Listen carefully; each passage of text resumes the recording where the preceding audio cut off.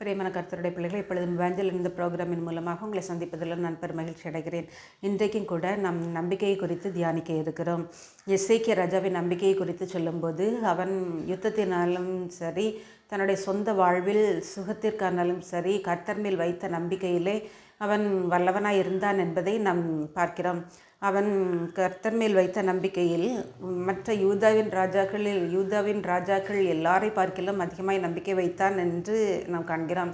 கர்த்தர் அவனுக்கு ஆயுசு நாட்களை 15 வருஷம் கூட்டி கொடுத்ததை நாம் காண்கிறோம். பிரியமான கர்த்தருடைய பிள்ளைகளை யோபு புலம்பும்போது சொல்கிறான், அவர் தம்முடைய பணிவிடைக்காரரிடத்தில் நம்பிக்கை வைப்பதில்லை என்று சொல்கிறான். மட்டுமல்ல, யோபுவின் நம்பிக்கை குறித்து நாம் பார்க்கும்போது, அவர் என்னை கொன்று போட்டாலும் நான் அவரில் நம்பிக்கையாக இருப்பேன் என்று சொல்கிறான். யோபு தன்னுடைய உடைமைகள், தன்னுடைய சொத்துக்கள், தன்னுடைய பிள்ளைகள் யாவரையும் இழந்து தனியமாய் நின்றதை நாம் காண்கிறோம். ஆனாலும் அவன் சொல்கிறான், அவர் என்னை கொன்று போட்டாலும் நான் அவரில் நம்பிக்கையாக இருக்கிறேன் என்று சொல்கிறான். நம்முடைய நம்பிக்கை எப்படி இருக்கிறது பிரியமானவர்களே? நாம் ஜெபிப்போமா?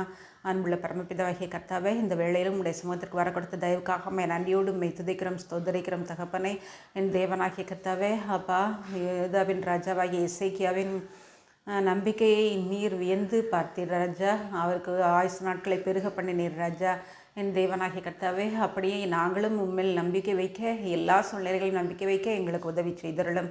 மட்டுமல்ல சுவாமி, நீர் எங்களை கொன்று போட்டாலும் நாங்கள் மேல் நம்பிக்கையாக இருக்கிறோம் என்பதை என் தேவனாகிய கர்த்தாவே, உமக்கள் நாங்கள் என்று உறுதிப்படுத்துகிறோம்.